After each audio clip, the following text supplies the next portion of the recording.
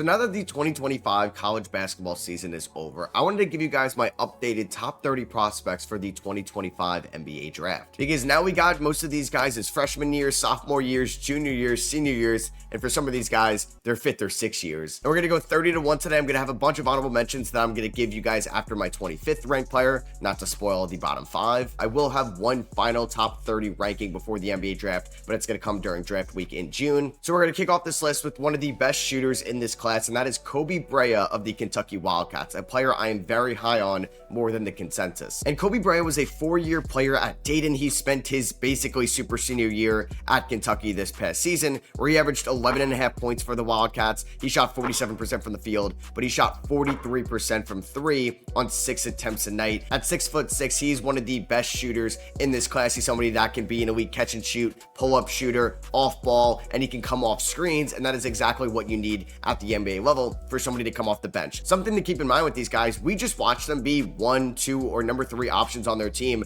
They're most likely going to an NBA team where they're not even going to be a top 6 or 7 scoring option at the moment. But I do think Kobe Brea fits on a bunch of these teams, and yes, there's some other players that I'm not going to have here that have a higher upside, that have more potential than Kobe Brea, but I think he's a super safe shooting prospect in this draft, and I would definitely take him in the first round. Now, my next player could definitely stay at college, or he could declare for the draft. That's something that's a little bit different now with the NIL. A lot of guys that are maybe getting a hint that they would be late first, early second, or undrafted players are just going back to college and getting the security of that NIL deal. But coming in at number 29, Alabama Crimson Tide point guard, LeBaron Philon. Philon showed great potential in his freshman year at Alabama for a very good team and a very old team as well, but he still looked like one of the top scoring options for the Crimson Tide, where he averaged 10.5 points, 3 rebounds, 4 assists, and shot 45% from the field, 31% from 3, and 77% from the free throw line across 37 games. I like his activeness on the defensive end of the floor. I feel like he could be a good point of attack defender at the NBA level. He's 6'4" though, 177 pounds. He does need to put on a little bit of weight, but I do think if you're taking somebody at the end of the first round here, he could be a good backup or third string point guard going into his NBA career. He's a little bit more of a developmental guy than some of these other guard prospects, but I do think in the long term, he could be a starter in the NBA for years to come. But it really just depends on what happens with his decision. Will he declare for the 2025 draft, or is he going to stay at Alabama? Could he transfer? They just picked up Jovial Bethea in the transfer portal. There's going to be a lot of big decisions for these guys leading up to the deadline day decision. Coming in at number 28, one of my favorite prospects in this class if you need shooting, and that is Alex Karaban of the UConn Huskies, somebody that could have been a first round pick in the 2024 draft, a much weaker class overall. So I'm surprised that Karaban stayed at UConn, but he was trying to get that 3rd ring. Now, this was definitely his worst year as a Husky shooting the ball. He shot 40% from 3 as a freshman when they won it all in 2023,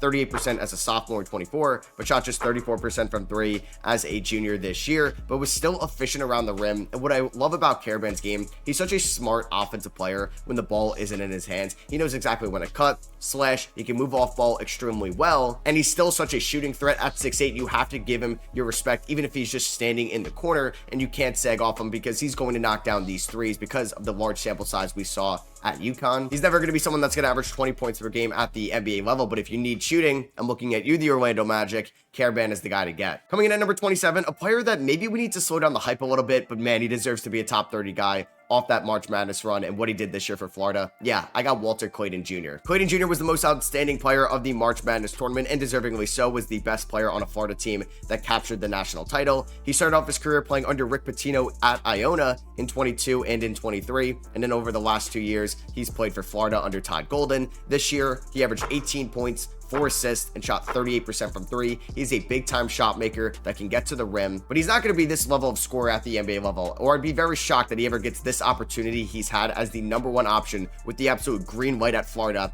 at the NBA level. We've seen these guards over and over again. Caleb Love at Arizona, RJ Davis at UNC, even in the past with Marcus Page at UNC, Cassius Winston, Marcus Howard, Carson Edwards, these guys that have the green light at college that can hit big time shots. They're a little bit on the older side. It's not going to be as easy at the NBA level, especially when they're only 6'1", 6'2". But I do think Clayton could still be a good 3-point shooting guard off the bench. I don't think he's going to change your franchise, but but I do think he could be a good bench scorer one day. I would still take him in the first round. Coming in one spot ahead of Walter Clayton, just missing out on the top 25, is somebody that had a very good 5th year for Colorado State this year, and that is Nick Clifford. And I thought Nick Clifford could have been a top 40 pick in the 2024 draft, but he decided to stay at Colorado State, and I think it worked out for him. He got off to a slow shooting start this year from downtown, but over his final 23 games throughout conference tournament play, conference regular season, and the March Madness tournament, he ended up shooting 41% from 3 on over 116 attempts across those 23 games. He also averaged 20 points, 9 rebounds, 5 assists. He is a great mid-range jumper. He's also somebody that's pretty polished as it is, but he's kind of similar to like Tristan Da Silva from last year's class. We're not going to see him get that much better throughout his NBA career due to his age and experience, but there's still a little bit of room for growth at the NBA level. He needs to get a little bit stronger, but I think if you need a scoring wing off the bench that could be a little bit switchable on the defensive end of the floor, Nick Clifford is your guy at the mid part of the first round. All right, so I had a bunch of honorable mentions that just missed out on the top 30. First one is a little bit of a sleeper, in my opinion, Cedric Coward of Washington State. He had 2 really productive years at Eastern Washington in 2023 and in 2024. He only played 6 games this year for Washington State, but I think he could be a really good 3-and-D asset at the NBA level. I would take him in the top 40. I also have Boogie Flan from Arkansas, another player that's TBD if he's going to be in the 2025 draft as I'm recording this. He's a positive 3-point shooter. He's a good free throw shooter. I just worry about him being only 6'2", finishing at the rim. A very similar build to Rob Dillingham, but not as crafty as a scorer as Rob Dillingham was coming out of Kentucky. I have one of the best college players as the honorable mention, Janai Broome from Auburn. He was one of the best college players this year, up there with Cooper Flagg. He averaged 18 points and 11 rebounds. I just worry about his style of play. He's also on the older side as well, and he does play a little bit slow, and I'm not sure what team wants to use a top 30-ish pick on him. But if it is going to be a team, I'd like to see him go to like the LA Clippers or the Phoenix Suns that need his impact right away. I also have Ryan Kalkbrenner just missing out on the top 30, somebody that's 7 feet tall, could be a good rim protector at the NBA level, just a little bit clumsy, and I think will struggle adapting to the NBA level in terms of defense on that side of the floor. Same with Alex Condon out of Florida if he declares for the draft. And then I also have JT Toppin as an honorable mention. He would be a fringe top 30 guy if he does declare, but I think he can make so much money on the transfer portal or from the Texas Tech boosters that I think he stays in college for his junior year. He was one of the best transfers from last year's portal, going from New Mexico to the Texas Tech Red Raiders. All right, let's kick off the top 25. We got Cameron Jones here at 25 from Marquette. Cam Jones is just a gamer, man. He's a 4-year player coming out of Marquette. He had his best year probably last year in 2024, but it helped that he was playing with Oso Ighodaro and Tyler Kolek there for the Golden Eagles. And this year, Cam Jones was the clear #1 option on this team. He averaged 19 points, 4.5 rebounds, 6 assists, shot 48% from the field. And yes, the 3-point shot did drop a little bit, just 31% this year as a senior. It's because the defense's attention was all over Cam Jones. But at 6'4", I think he could be a really good hybrid combo guard at the NBA level. I'd like to see him go to a team that's ready to win now as well, because I love what Washington and Utah are building, or even Brooklyn, but if they draft Cam Jones, I'm just not really going to love that fit. My next 2 players are definitely based off potential. I've gone with a bunch of safe prospects so far,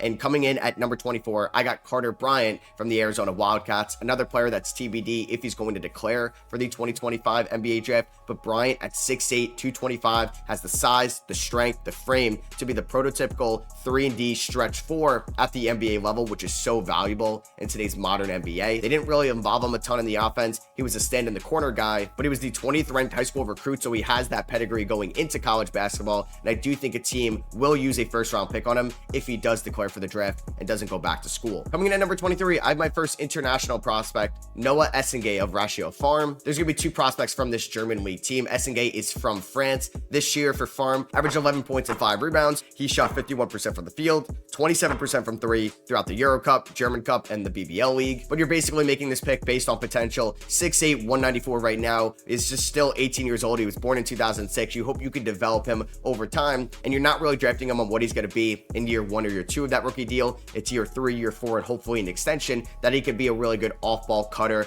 physical guy around the rim, and can guard multiple positions. That's the appeal in Essengay. And I remember having him around 14 on my way too early big board for this draft, so he hasn't really changed too much. Coming into number 22, I got Danny Wolf from the Michigan Wolverines. He's a polarizing prospect for sure, because he's somebody that's 7 feet tall, 255 pounds, that can play the power forward or center position offensively for what he did at Michigan this past season, playing with Vlad Golden, who's a couple inches taller than him at Michigan. Wolf was able to play the 4 spot, where he's able to get more spot-up looks. He shot 33% from 3 this year, 50% from the field. He could block some shots, and he can put the ball on the ground. He can get downhill. He doesn't look clumsy as the big man dribbling the ball. He does have a wonky shooting form, but he's not really the best rim protector in the world. Now, there's a few fits that I would really like for Danny Wolf. OKC or Orlando, I think, make a ton of sense, where he can be surrounded by great defenders and he can get really good spot up 3 looks. And it's really up in the air who's going to be the second best center prospect in this draft or the third best center prospect, and that could easily be Danny Wolf on draft night. Because another player he's going to be competing against in that center tier rankings, Thomas Sorber from Georgetown, the freshman that has declared for the 2025 draft. I would probably have Sorber a little bit higher if he didn't get injured towards the end of the year, and that is a left foot injury as well, which can be a little bit cautious when you're looking into these big man prospects. Sorber is around 6'10", 7 feet tall, and he averaged 14.5 points, 8.5 rebounds this year for the Hoyas, and also put up 1.5 steals and 2 blocks. I do think after Kaman Maliwachi, he's probably the second best rim protecting center prospect in this draft that I'd be comfortable taking a first round pick on. I'm not really too keen on Rocco Sikorsky, Joanne Berenger. So if you're looking for some rim protection and Kaman is already off the board, I'm taking Thomas Sorber out of Georgetown. Another potential base pick here at number 20. He was top 5 on my big board going into this year. I had him ranked ahead of Dylan Harper, and that's Nolan Traore coming out of France playing for St. Quentin. And Traore had that pedigree as a prospect. He looked great on the Adidas hoop circuit in the summer going into this season, but he did not shoot the ball well this year in the Jeep Elite or the Leaders Cup, nothing like that. He did average 11.5 points, 4.5 assists across 36 games. The shot does need to come along, as he shot 40% from the field, 28% from 3, and we've seen guys like Anthony Edwards before that were not good shooters in college that have really worked out in the NBA. You can even look at Scotty Barnes and watch him shoot any threes at Florida State. It wasn't pretty, and that can develop over time, and Traore does have good court vision, and I think teams are going to be looking for initiating point guards in this draft around this range. The Miami Heat, the Orlando Magic, the Minnesota Timberwolves, and the Brooklyn Nets could all definitely use a top 20 pick on Nolan Traore, and I would not be surprised if he even creeped up to the lottery if he killed the workouts. But one spot ahead of Nolan Traore, I do have another international point guard prospect, Ben Seraph, who's also playing at Ratio Farm with Noah Essengay. Seraph was 18 this year playing overseas. He's from Israel, and he averaged 12.5 points, 2.5 rebounds a night, 4 assists, over a steal a night as well. Shot 45% from the field, 29% from 3. But you're looking at a guard that's 6'5", 6'6", that's got great court vision right now. He's still super raw as a prospect, but if you could develop him over time, you could probably see why people are comparing him to a Manu Ginobili when he was coming into the NBA draft and went to the Spurs. You're definitely taking a risk in Ben Seraph. Maybe the court vision does not translate to the NBA level. Maybe he turns the ball over a ton. The 3-point shots aren't falling, and you really don't have to guard him up top. But I do think if he reaches his top potential percentile, I'm definitely taking him in the top 20. It's just a wild card right now. Speaking of wild cards, 18, I have Yegor Demon from BYU. Yeah, the Demon Seraph Traore is kind of like in a tier in itself. It's just these boomer bust point guard prospects that could really flame out or they could really work out, and Demon fits that tier perfectly. I see somebody that's 6'9", coming over from Russia. He played for Real Madrid last year, goes to BYU, averages 10.5 points, 4 rebounds, 5.5 assists, but shot 41% from the field, 27% from 3. The shooting splits are very similar to Nolan Traore and Ben Seraph. And now you have to evaluate the shot. What do you think is going to develop more? Who has the better form out of these guys? Who do you think can tweak their form a little bit more and would be more willing to adapt to the NBA level? And I think it helps out Demon coming over from BYU, especially if he ends up with the Utah Jazz. I think he would put all his faith and trust in that Jazz development system with their connection with the Utah Jazz, and I would be not shocked whatsoever if the Jazz took him right outside the lottery. I'll spoil it right now. I'm definitely going to be mocking that all offseason long when the Jazz are going to be picking right there around the 18 mark. One spot ahead of Yegor Demon, I got Liam McNeely. He was the 10th ranked high school recruit. He committed to Indiana, decommits, goes to UConn, which I do think was the right decision in hindsight, given how much of a disaster Indiana was this year. And McNeely is a 6'7" wing who can really play some physical defense, and you really trust his shot right now, even though the numbers do not reflect him being a top shooter in this class, because he was a really good shooter at Montverde. He got off to a good start this year at UConn, but suffered that ankle injury at the start of the 2025 calendar year. He finished just shooting 38% from the field, 31% from 3, but an encouraging 86% from the free throw line, 14.5 points, 6 rebounds, and you're not taking somebody, in my opinion, who's going to be a top 3 scorer for you one day. But if you could turn into that Corey Kispert, if you could turn into somebody that could be a high volume 3-point shooter, but also a better defensive player on that end, and honestly a better playmaker, that is worth taking a chance on in the lottery. So my next 2 players are just players that I'm more high on, and if you're going to take them in the first round, I think they can really pay dividends for you. you. A little bit of a shocker here at 16. I have Isaiah Evans from Duke. Yeah, I think Isaiah Evans should go around this range in the draft. I am buying the shot. I believe in the shot. He was the 16th ranked high school recruit that went to an amazing Duke team where he struggled at times to get minutes this year because of Cooper Flagg, Con Knipple, Sion James, Tyrese Proctor, Mason Gillis. The team had veterans and higher ranked high school recruits that just ended up playing more than Isaiah Evans. But honestly, in his 13 minutes a night, he made every minute worth it as he shot 41% from 3 on 4 attempts a night. Now, we didn't really attack the rim a lot, which I think is going to be a big wild card with his pre-draft process if he doesn't go back to Duke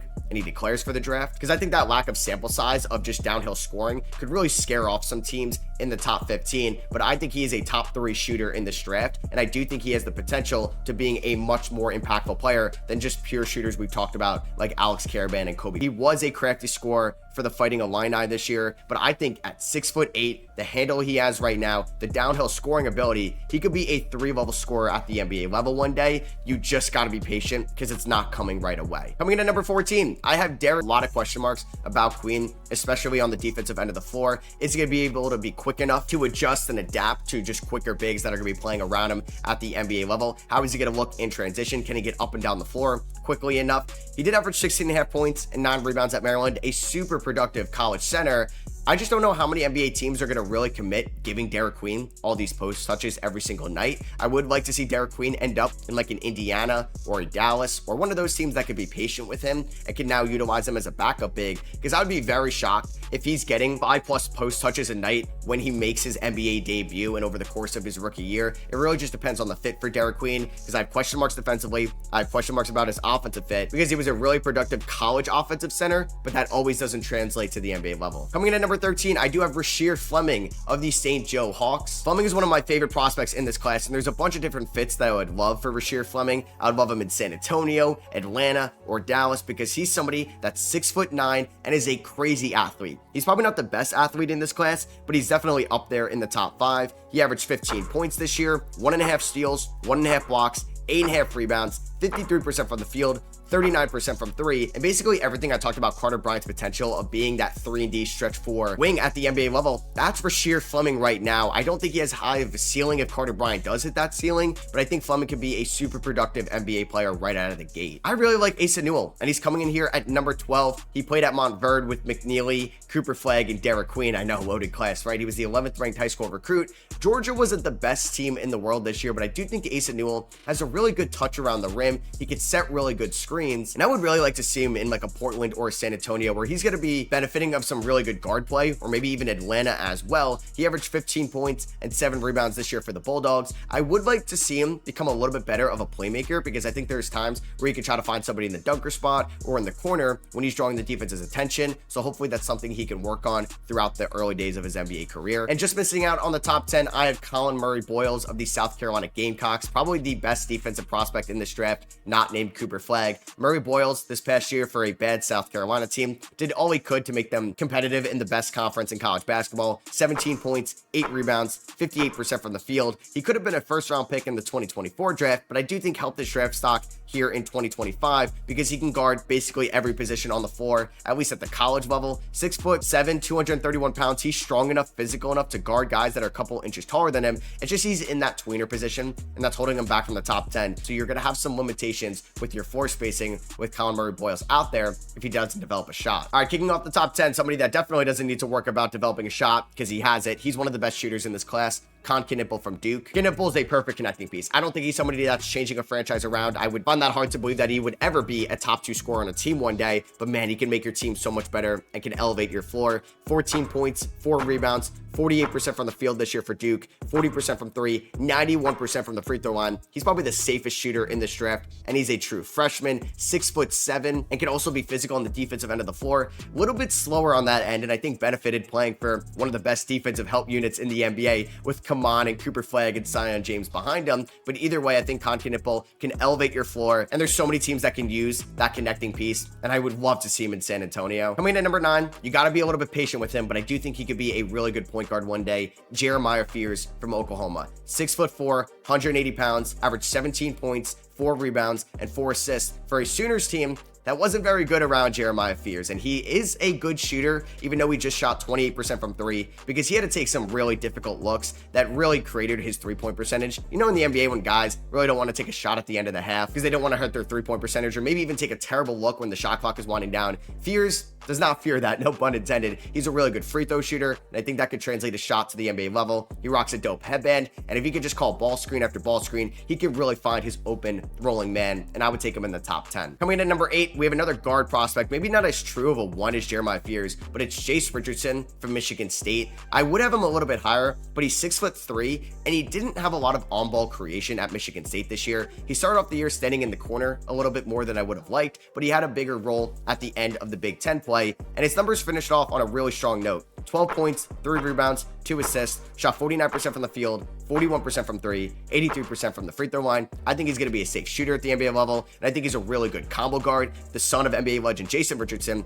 I think he's also going to be willing to step in right away, playing big games, and isn't going to be scared of the bright lights whatsoever. Coming in at number 7, I got Kasparas Shakuchonis from Illinois, the second Illinois prospect here in the top 30. I know people have gone off a little bit about Kasparas as of late. Towards the end of the season, didn't finish strong shooting the ball, and he also turned the ball over a ton at Illinois, but I honestly don't think his turnovers are the end of the world. I think some of them are not on him. Some of them definitely are. He finished the season averaging 15 points, 5.5 rebounds, 5 assists. He shot 44% from the field, 31% from 3, 84% from the free throw line. I think he didn't really have the best shot diet from behind the 3-point arc. Way too many step backs, way too many off the bounce, pull-up threes that are just not his game whatsoever. And I think if he ends up on a team like Brooklyn, where he can run the show, get his teammates involved, and have a really good big man game with Nick Claxton, that could really help out Kasparas' development. Because he's 6'6", 205, he can get downhill, he can finish at the rim. There's something there. I've talked about some great shooters in this class. I want to talk about Trey Johnson now, who's coming in at number 6. We've also talked about some players that have elevated not really the best teams around them. Trey Johnson did the same this year with Texas,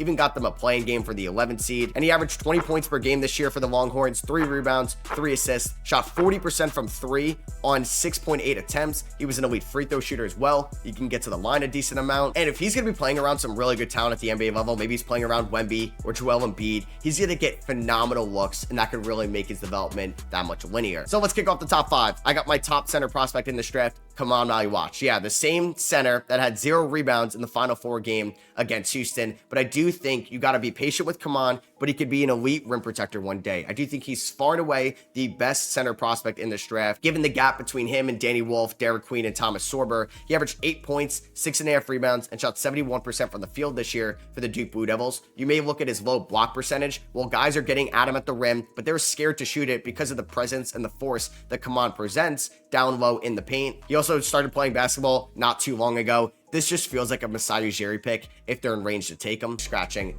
But he can hit the very difficult shots. Will that translate to the NBA level? At 6'10", he could shoot over anybody, but I worry about him pulling up his dribble too quickly. Now, that is something guys like Mikal Bridges and Kevin Durant do very often, but they averaged 17 points and 7 rebounds for Rutgers this past season. There's some fits that I really like in Utah and Brooklyn, and there's some fits I don't really like, specifically Charlotte. But a player that I think has a higher floor, but a lower ceiling than Ace Bailey, coming in at number 3, VJ Edgecombe, one of the best point of attack defenders in this draft, maybe the best athlete in this draft. 6'5", 180 pounds, was the 4th ranked high school recruit coming out of Lehigh High, goes to Baylor, averages 15 points, 5.5 rebounds, 3 assists, shot 43% from the field, 34% from 3, 78% from the free throw line. I think he's going to be a consistent shooter at the NBA level. He's going to be an elite connecting piece, a great athlete, a downhill scorer, and man, if he could just complement Trey Murphy on the perimeter in New Orleans, or maybe he's going to complement LaMelo Ball in Charlotte, I think Edgecombe is going to be one of the safer prospects in this draft because he could do so many things very well. 19 points, 4.5 rebounds, and 4 assists for Rutgers this year. Shot 48% from the field. He can score in so many different ways. He's one of the best dribble packages in this draft, and his crafty dribbling ability allows him to hit very difficult shots and get around even quicker and stronger defenders. The big thing about Harper is I think he's going to be a fine defender, especially if he gets a little bit of help on the perimeter. It's just his shot. 75% from the free throw line, 33% from 3. If he's going to be like a De'Aaron Fox level shooter at the NBA level, maybe it's going to lower his ceiling, but if he can have that Cade Cunningham type progression, he could be one of the best guards in the league one day. But coming in at number 1, it's a no-brainer. It's Cooper Flagg. He's been the best prospect throughout high school, and he's the best prospect in this class. He was the number 1 ranked recruit. He averaged 19 points, 7.5 rebounds, 4 assists this year for one of the best teams in the country, shot 48% from the field, 38% from 3, and that was a big question mark with Cooper Flagg. Could he be an efficient shooter? And he silenced those critics this year. 84% from the free throw line, 1.5 blocks, 1.5 steals. He's, in my opinion, the best defensive prospect in this draft. He's even better than Colin Murray-Boyles, and he's still just 18 years old. He's going to be 18 years old when he's starting off his rookie year because he reclassified coming out of high school, and he's a franchise-changing talent. I don't think Cooper Flagg is generational when you're talking about Wemby or LeBron or Anthony Davis. I think those are the only 3 generational prospects of this century, but I think he's in that next tier of guys when you're talking about your Cade Cunninghams of the world, or your Kyrie Irvings, your Karl Anthony Townses, your Andrew Wiggins. He's definitely in that tier of prospects. So that's going to be for me. I hope you guys did enjoy. If you did, I would appreciate you dropping a thumbs up. Let me know what you agree with or disagree with about my list, and if you want to give me your top 10 or top 5, let me know down below. Hit that subscribe button for more draft content leading up to the 2025 draft. I'll catch you guys in the next one. Peace.